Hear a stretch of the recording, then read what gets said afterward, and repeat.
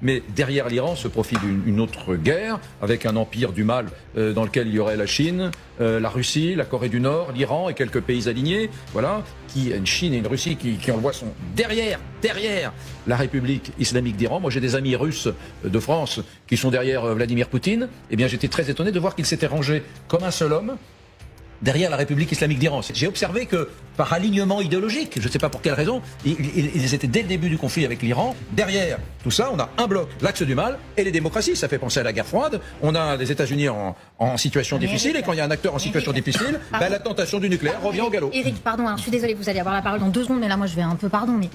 L'Empire du bien, c'est Israël qui est en train de raser les démocraties. Non, pardon. L'Empire du bien, c'est les États-Unis, avec le président des États-Unis qui endosse en fait de projeter des crimes de guerre, qui menace à mot couvert effectivement d'utiliser l'arme nucléaire, puisqu'hier tout le monde s'est posé quand même la question de comment il allait raser l'Iran en une seule nuit, à part si effectivement il utilisait cette arme nucléaire. C'est ça l'Empire du bien. Non, mais vous avez vu la tronche de l'Empire du bien? Il y a d'un côté les démocraties occidentales qui demeurent des démocraties. Israël est une démocratie, la seule de la région. Écoutez, j'espère. Les États-Unis d'Amérique sont une démocratie. Et les États-Unis resteront des démocraties après le départ de Bibi et après le départ de Donald Trump. Parce que pour le moment, vous savez quoi? Moi, quand on commence à limoger tous les généraux qui pensent pas comme vous pour faire un Pentagone à votre main, quand on a le patron du Pentagone qui dit qu'en fait ils sont quasiment envoyés par Dieu sur Terre pour lutter contre la théocratie des mollahs, moi je me pose la question de savoir si je suis encore en démocratie.